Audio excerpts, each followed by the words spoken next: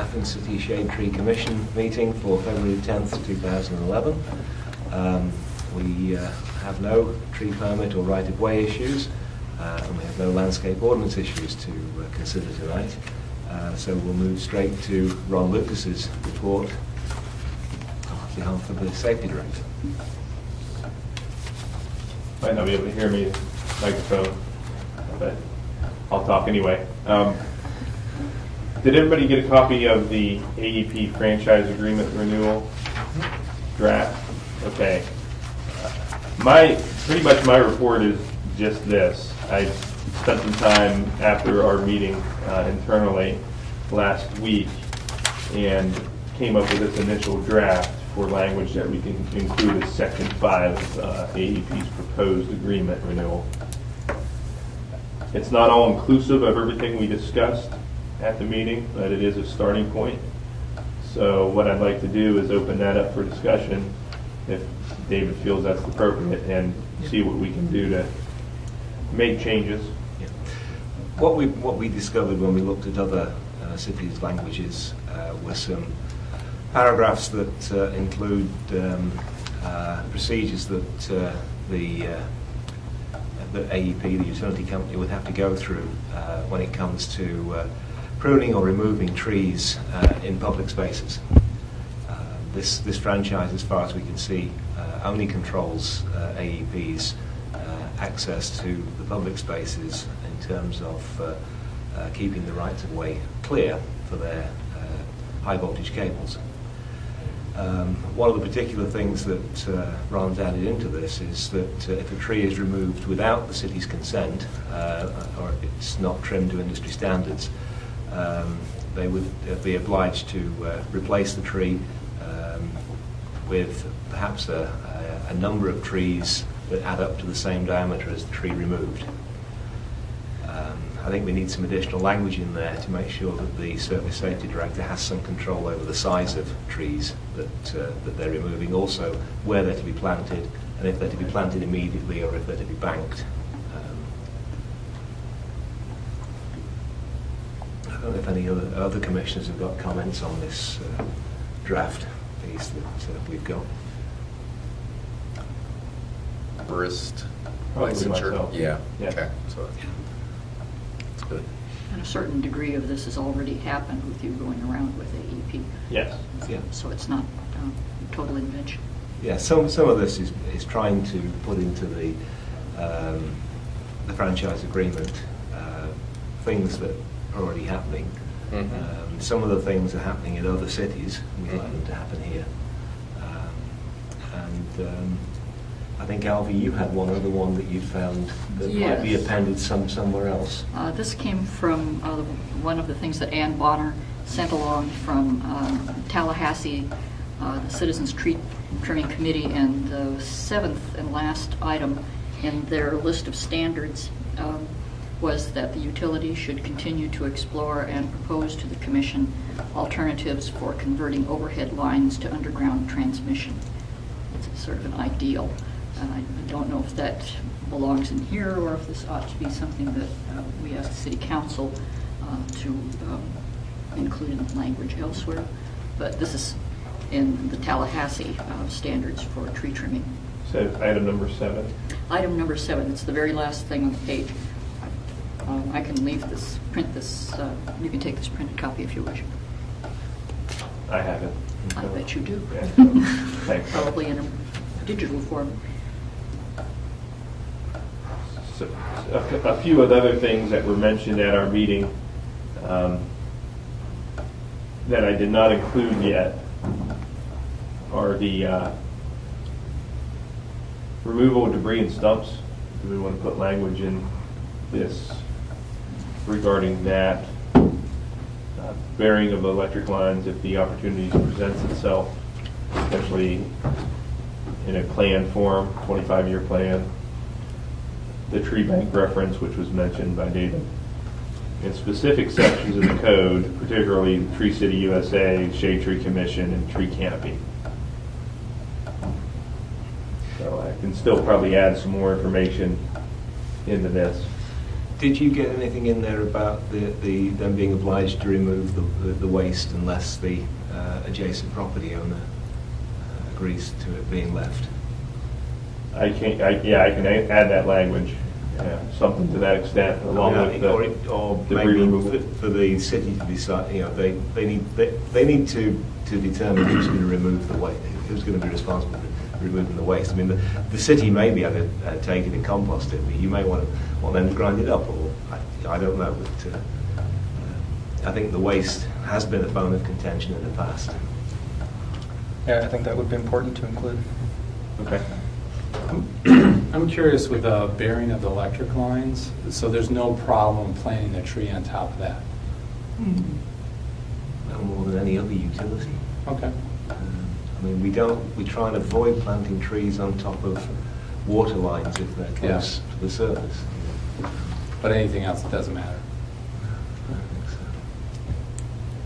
so. It's going to depend on the depth at which they put them. But these are pretty high voltage cables. They're going to have to bury them quite deep. I mean, this is one of the problems. It's very expensive to do that. I just wouldn't like to see that if they would bury them, which I doubt they would, but then all of a sudden we have this big strip where we can't plant any trees. I think that might be a problem out at Oakmont. I think they would argue that, I don't know, I don't think that they would put it underground if you planted on top of them. The other... Because they'll have to, at some point, they may have to dig it up, and they don't want to have to deal with the tree at that point. I think one of the ideas was that this would only happen when there were major street repairs being done, and in which case, why not bury them in the street? In the duck bank somewhere. Yeah. John, in your experience with burying of the lines, do they ever encase them in concrete? They would always do that. Always? Okay. On any kind of a primary surface, it would always be encased in concrete. Okay. I think you probably could do it without that, but it'd have to be a steel rigid conduit, and I do not believe the utility would do that. Okay. I think they would encase it.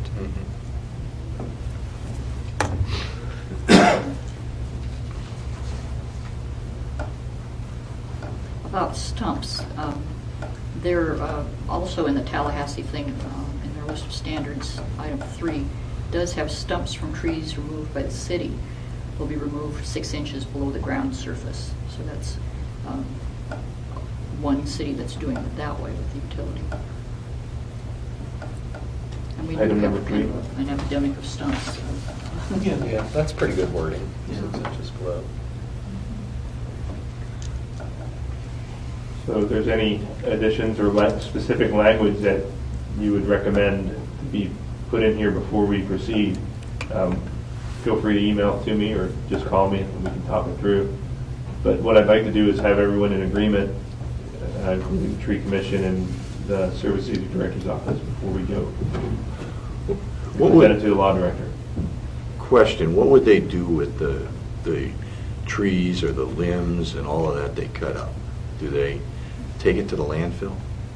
They Or do they- usually, Asplund has a chipper behind them and they Okay. take it. So they compost it, or Yeah. they'll use it some way. That's good. Well, I would probably encourage putting something in there that would encourage them to reuse the materials, recycle the materials, as opposed to landfilling them or something. Yeah, the problems in the past have been with larger limbs, sections cut up where they've left them behind. And that was something that I think that we need to get in here somewhere as to how that's going to be dealt with. I mean, it could be that the city will keep them. I mean, we've got spaces where we could compost stuff like that. And that would be a much better way of doing it if there's no other way of getting rid of it. Right. But they also sometimes dump limbs on private property after cutting in the right-of-way, or even on whether it's the right-of-way or private property. I've seen that. In terms of timing of all this, we know that the franchise has to be renewed in the summer. Elahu, do you know what the council's timing is going to be on this one? No more than Ron would know. Probably by the end of the spring, of course, so we have it in time for summer. But We'd probably want to be done by the end of July due to recess. yeah. And there's a 30-day delay if there's not an emergency clause, so I'd say soon. Yeah. Late spring at the latest. So you'd want it really by the 1st of May? Yeah. I'm just trying to sort of put in some sort of deadlines that we can work reasonably to. I mean, Yeah. that would give us 10 weeks almost to get what we need to do done. That sounds reasonable there. Now, one thing to keep in mind is that we focused on public rights-of-way only and public spaces. We did not get into anything in the private sector. And that ordinance, as I read it, is only for the public spaces. It doesn't apply to AEP's access to private property. So maybe we can put some language in here encouraging specific types of activities, such as some of the things that we mentioned included communication with the resident as the primary thing. Maybe 2 weeks prior to doing work, you put a hang tag or try to make some kind of contact, and then 48 or 24 hours before you get another hang tag, and a signature must be present before the work starts. Something in that nature. That should be put in encouraged. in any case, because there are occasions where the tree is growing on private property but extends into the public space. Right. And AEP may have some authority in cutting in that instance. In that case, they should be doing what you just described. So we can include the communication part in this. Yeah, Well, I think so. um, But I think another important thing to put in there is to try and make it clear that this ordinance does not grant them authority just to go onto private land unless the tree is protruding into public space. John, you had something. Well, I just would encourage them to handle the trees on private property within the city limits in a similar Yes. fashion. Oh, yeah. You know, use the appropriate methods for trimming and things like that. It's just that some people seem to think that this ordinance would apply to private Mhm. property, and as far as I can see, it doesn't. And that usually there would be an easement between granted by the property Right. owner and AEP, for AEP to have permission to cross the land and to access their cables.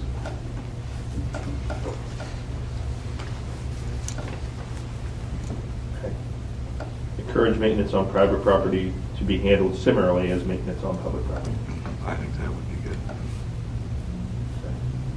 But to make it clear that this ordinance doesn't give them permission to enter private property, unless it is to trim trees which are protruding into public places. I'll let the law director worry about the details of that. The ordinance does not grant permission to enter private property unless tree is protruding onto public land. Yeah.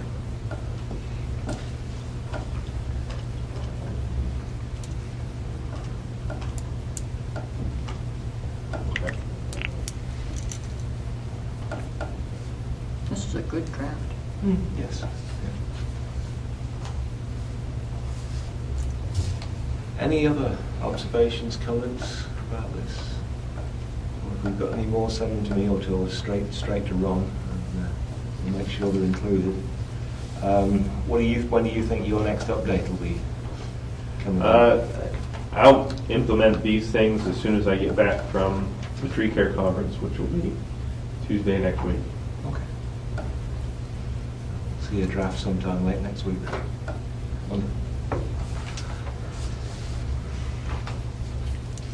Which brings me to my next item. Yes. I'm looking down here to see what was next. The Ohio Tree Care Conference will be this Sunday, February 13th through February 15th in Columbus. So I will be in attendance to that. Very good. Hopefully I'll bring back some good information. There's a couple seminars on emerald ash borer management plans and those. Good. I'd like to attend those. That's all I have. I've got one question for you about the intersection of 33 and East State Street. There appeared to be some work being done on the corner there. It didn't appear to impact the trees that were growing there, but I was curious if you knew what the work was and It is a company called Horizon that is installing high-speed data cable for medical purposes. And that's one of their areas that they're using to connect to Holzer. So I actually am meeting with them tomorrow to do some permit work. Yeah, because they were getting quite close to some of the trees that were down there, but they didn't seem to be getting too close. Also, is there any news on the plan that you developed a year or so ago for that area, in terms of the state giving The us Gateway permission? Grant? Yeah, the Gateway Grant.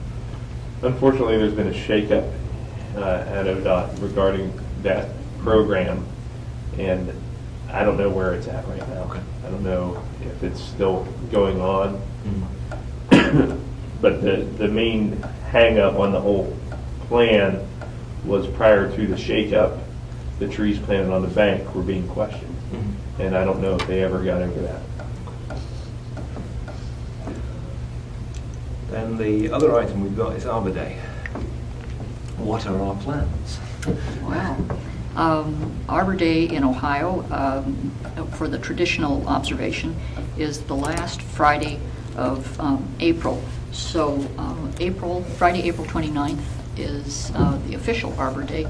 And if we choose to have it on that day, we have a site that I would like to propose, and that is that East State Street area that has, 12, 14 trees that have been planted in the tree lawn on one side of East State between Carpenter Stimpson and Morris Avenue, and in rights of way on the opposite side of the street. So on the east and west sides of the street, there are new plantings. They're not all quite complete.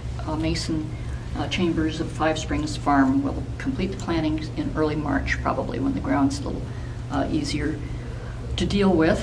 And let's see, he had some trouble with getting one of the Acer, can't remember, but he might have to do trident maples instead of what we had proposed. So those would be under the power line polite trees. So the trees will definitely be in place by Friday, April 29th, if we have the observation then. And Theta Chi, it's a fraternity that has a house at, I think, 117 East State, is being very helpful in this tree planting and refurbishing project for that particular area. We'd like to have a celebration that would be partly Project Plant and Tree Commission and Theta Chi in observation of these trees, and have the residents in that area, who it's largely student housing, be part of the celebration. So I would be glad to Sounds good. organize that. It's a Friday. All the students, yeah. Would you want to involve East State Street, the East Elementary School at all in that? Huh, that would be nearby. Because wouldn't they it? are close. Yeah. Oh, that would be nice, wouldn't it? Mhm. Yeah. Mhm. Yeah, they're I would definitely get that. walking distance. Yes. Yeah, it would make it a little earlier in the day, probably, in order to get the students as they come out of school. Yeah. But yeah, I would be glad to be the point person on Okay. the commission to do the organizing, and I'd be glad for any help that anybody wants to offer. Sounds Okay. like a good plan. Yeah. Sounds good. I think we got Arbor Day sorted out, so we'll get the mayor writing his proclamation again. I can assist with Theta Chi. Yeah, and we like. It would be nice to have a copy for Theta Chi of this and for the school kids.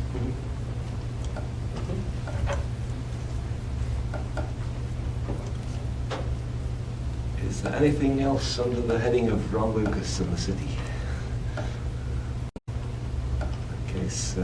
Emerald Ash Borer, we'll hope that Ron brings back some glad tidings about Emerald Ash Borer after he goes to his tree conference. We haven't done anything more in terms of surveying the city. We're waiting for the weather to improve, I think, on that one. I don't have any other items of business. Unless any commissioners have got anything else, we'll move to the minutes, approving the minutes of January 13th. Anyone need a copy? So moved, do we approve the minutes? John's already there with the, Yeah. for the motion. Okay. Here's another. Okay, we got it.